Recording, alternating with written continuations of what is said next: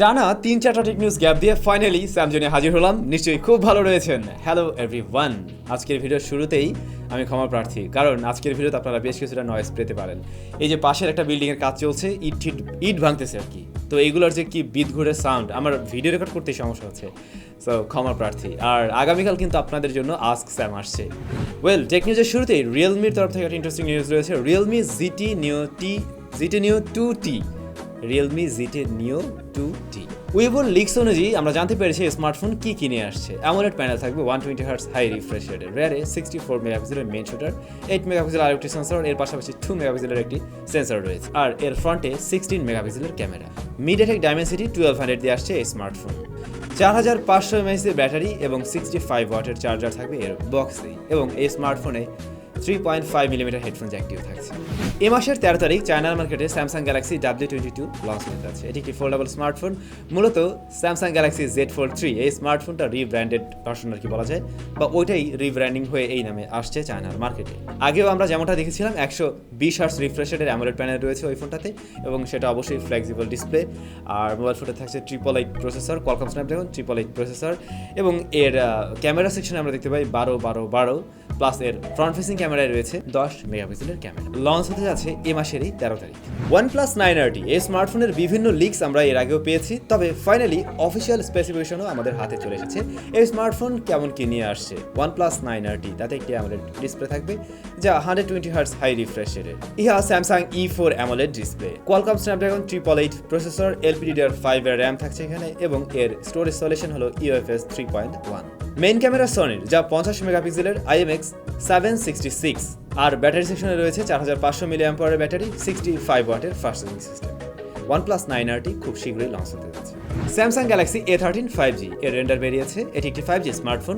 MediaTek Dimensity 700 processor রয়েছে এখানে, এবং ডিসপ্লে সেকশনে ফুল এইচডি প্লাস রেজোলিউশনের ডিসপ্লে। তবে এটা নিশ্চিত হওয়া যায়নি ডিসপ্লেটা কোন টাইপের, সুপার অ্যামোলেড নাকি IPS বা এই টাইপের কোনো কিছু। Budget friendly smartphone super AMOLED নাও হতে পারে। তবে এই মোবাইল ফোনের রেয়ারে থাকছে 3টি ক্যামেরা, প্রধান সেন্সর 50 মেগাপিক্সেলের। এর বাইরে 5 মেগাপিক্সেল প্লাস 2 মেগাপিক্সেলের আরও দুটি সেন্সর রয়েছে। থাকবে 5000 mAh ব্যাটারি এবং 25 ওয়াটের চার্জার।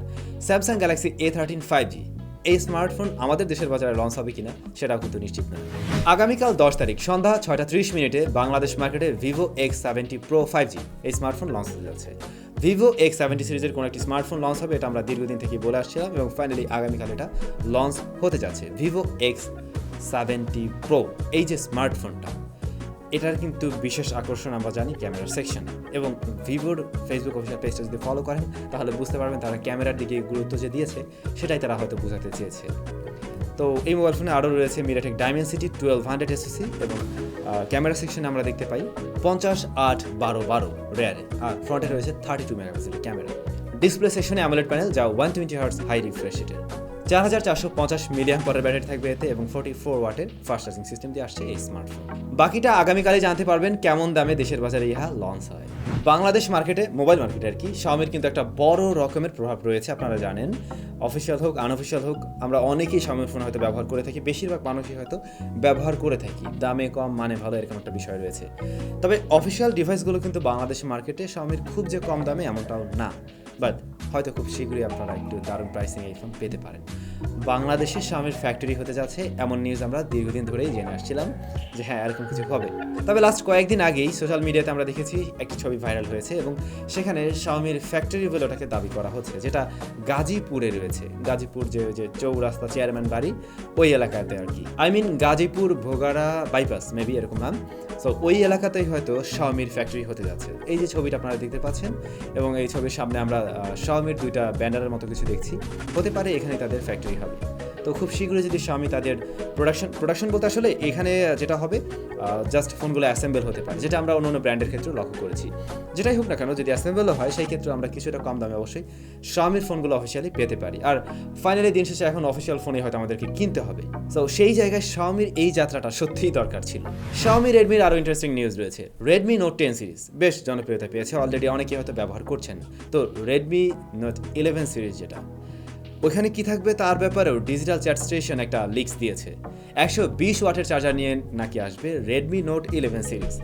ডিজিটাল চ্যাট স্টেশনের যে তথ্যগুলো থাকে তার বেশিরভাগ ক্ষেত্রে আমরা দেখতে চাই মিলে যায়, মানে অলমোস্ট 90% আমরা মিল খুঁজে পাই। সো হতে পারে আপকামিং রেডমি নোট 11 সিরিজে আমরা 120 ওয়াটের চার্জার পেতে যাচ্ছি, একেবারে জাস্ট চার্জে বসাবেন 10 মিনিটে চার্জ ফুল। তো ভাই ব্রাদার, এই ছিল আমাদের আজকের টেক নিউজ। আমরা চলে যাবো লাস্ট ভিডিওর কমেন্ট সেকশনে। তবে একটা প্রশ্ন আপনাদের কাছে করতে চাই, আপনারা যারা স্মার্টফোন ব্যবহার করেন, হয়তো প্রত্যেকেরই স্মার্টফোন রয়েছে, অবশ্যই কমেন্টস করে জানাবেন আপনার ফোনটিতে কি সেকেন্ডারি নয়েজ ক্যান্সেলেশন মাইকটি দেওয়া রয়েছে কিনা। অর্থাৎ আমরা অনেক সময় দেখতে পাই নিচের মাইক্রোফোন ব্যতীত উপরেও একটা মাইক্রোফোন দেওয়া হয়, বা সাইডে থাকে, বা অনেক সময় পিছনেও থাকতে পারে। তো আপনার স্মার্টফোনটিতে সেকেন্ডারি নয়েজ ক্যান্সেলেশন মাইকটি রয়েছে কিনা অবশ্যই কমেন্টস করে জানাবেন। ওয়েল, আমাদের প্রথম কমেন্টসটি করেছেন ফান বাংলা। আপনার গ্রামের বাড়ি কই? আমার গ্রামের বাড়িটা বরিশালে ভাইয়া। SRG1 ভাই, রাউটারের ভিডিও দেন প্লিজ। জি ভাই, আমরা খুব শীঘ্রই পোর্টেবল রাউটারের ভিডিও নিয়ে হাজির হব। মিজানুর রহমান ভাই, আনঅফিসিয়াল ল্যাপটপ কি ব্যান হবে? Please replay.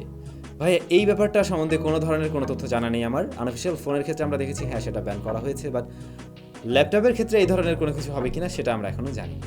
Rimon Islam Sam ভাই, ফোন রুট কিভাবে করব? ফোন রুট করলে কি কি সুবিধা অসুবিধা আছে? আশা করি উত্তর দিবেন প্লিজ ভাই, এ নিয়ে একটা ভিডিও দেন। রংপুর থেকে ভাইয়া, রুট করলে কি সুবিধা রয়েছে কি অসুবিধা রয়েছে এটা নিয়ে আমরা একটা ভিডিও তৈরি করতে পারি, বাট কীভাবে আপনি রুট করবেন সেটা নিয়ে আমি ভিডিও তৈরি করতে চাচ্ছি না। আপনি যদি একটু ইউটিউবে লক্ষ্য করেন ভিডিও হয়তো পেয়ে যাবেন। কিছু সমস্যা রয়েছে এবং সে কারণেই আমি এই ধরনের ভিডিও টিউটোরিয়াল আকারে আপনাদেরকে দেখাতে চাই না। যাই হোক, সবাই অনেক বেশি ভালো থাকবেন, সুস্থ থাকবেন। আগামীকালকার আস্ক স্যামে আপনাদের সাথে আবারও দেখা হচ্ছে। বাই।